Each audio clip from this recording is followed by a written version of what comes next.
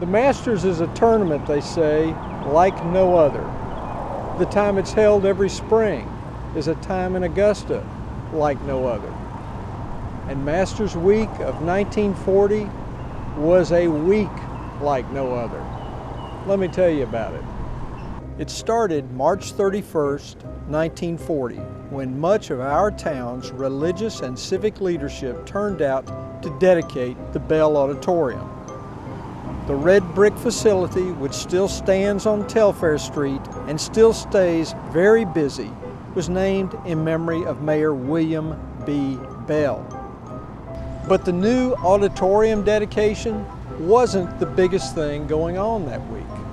Neither was the Masters Tournament Ball, a social dance that preceded the 7th Masters Golf Tournament.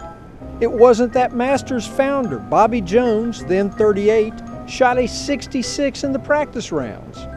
And it wasn't even the fact that New York Mayor Fiorello LaGuardia was in town to speak to an Augusta audience on the South's problem and future. No, the big news that week, the news that dominated pages of newspaper coverage, was the fat cattle show and sale. Yes, the Chronicle reported cattlemen from across the region came to Augusta's stockyards to see overfed cows. Go ahead, snicker. LaGuardia was the guest speaker, a fact rarely mentioned in his biographies. When the famous mayor of New York City comes to Augusta, Georgia to speak to cattlemen, well, I don't know how you can top that. I also don't know what he said.